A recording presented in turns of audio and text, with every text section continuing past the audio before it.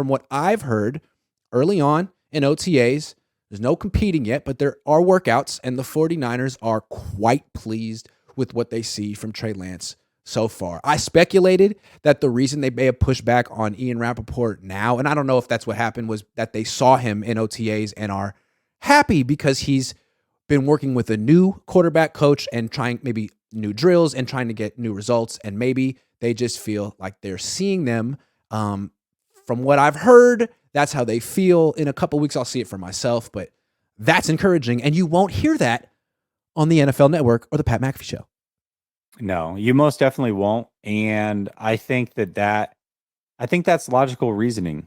And if you listen to Lynch just came out a couple days ago, and basically, it's funny because you had this report or whatever from Ian Rappaport saying, hey, the 49ers pushed back on my thought and Sam Darnold.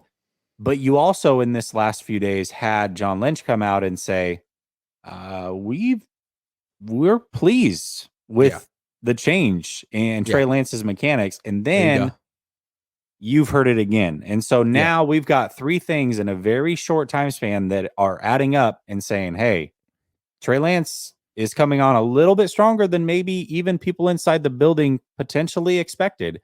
And he's put himself in the best position to come out and compete. And I don't think it was lip service. A lot of people really, I don't know who you think Trey Lance is, why you think he just doesn't have this mental capacity or ability or fortitude to want to compete and be good or be great in this league.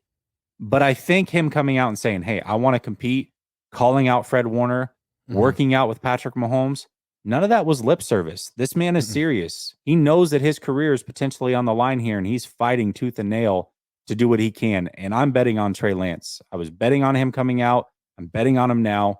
And if he starts and gets multiple games here, I think people are going to be very surprised with Trey Lance. His career with the 49ers certainly is on the line. And I think a lot of people have speculated, well, maybe he doesn't even want to be here anymore. Like, it's the best team in the league. Of course he wants to be here. Of course he wants to prove himself. He doesn't want to quit and have the reputation around the league be that, oh, yeah, he had a little bit of adversity and ran from it. First time in his life, after going undefeated in college. Like, no, that's not what happened. He had a little bit of adversity, got hurt, and, attacked the competition with Sam Darnold like you would want Trey Lance to do. And, again, it hasn't really started yet, but they wanted to see him make certain mechanical changes. And that's why he didn't play right away. That's why he's been going to these different coaches in the offseason. He's been doing the work. He just hasn't necessarily had the results the first 2 years. And it's the kind of thing you can see in a warm-up. You don't have to be under center to see how a guy throws. They have 1 million 4K cameras on him.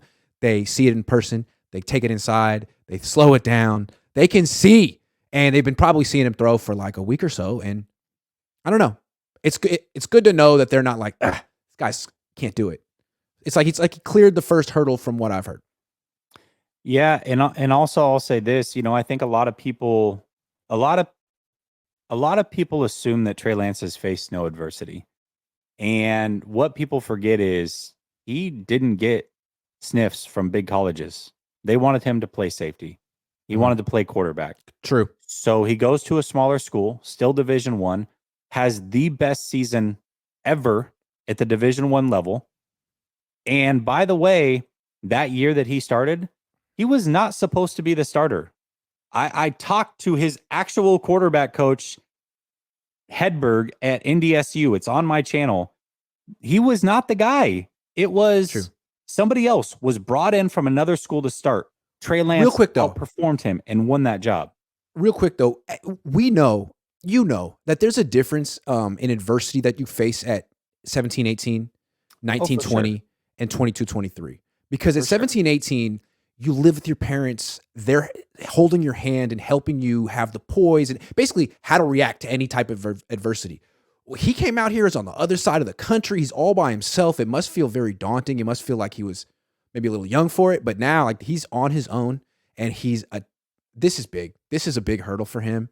And I'm not saying it's a lot of adversity for any player. Nothing in college could prepare you for this. And so it's very important to see how he attacks it. Does he quit? Does he walk away? No, he goes and works out with Patrick Mahomes. because it works out. Well, and that's it. And I guess my point is that his whole career to this point has been adversity in the NFL. I mean, he's faced all the adversity. True. And now he's gotten written off quicker than maybe anyone ever. Gotten written off quicker than anyone ever. Yeah. Yeah. And now before he turned his 23, back's against the wall. Yeah. Now his back's against the wall. And maybe some people perform in those situations. Some people need that in their life. They need a little bit of chaos before the best they athletes, maybe the best competitors do. The best competitors do. If he's that guy, we'll learn it. But I mean, to me, this is encouraging. Although it's possible that what I'm hearing is just an elaborate attempt at a pump and dump from the 49ers. The reason I don't think it's that is because it doesn't work. They tried it with Jimmy Garoppolo. It doesn't work.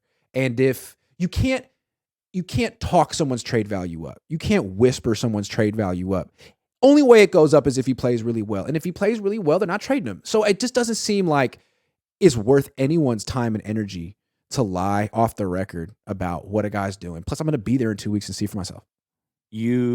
The reason why I know that whoever you heard this from is somebody that you trust is because earlier this week you did think it was a pump and dump attempt. I did. It seemed obvious. Now I'm like, you know what? Nah, it doesn't make sense. They know it doesn't work. It's a fruitless endeavor.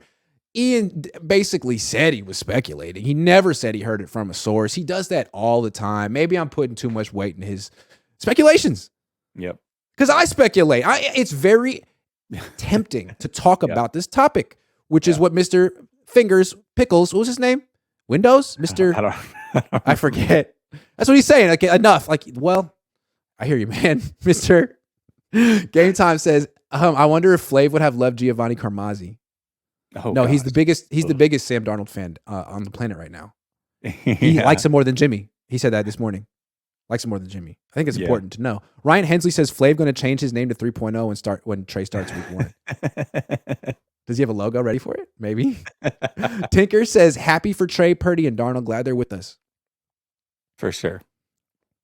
Yeah, one guy should step up. I think, and this is the other thing too, is as a fan, obviously you and I are in different positions. You cover the team. I'm a fan. Once whoever it is, whether it's Sam Darnold, Purdy, Lance, I'm going to root for whoever is playing during game day. But that doesn't mean I don't have an opinion on who I think should play.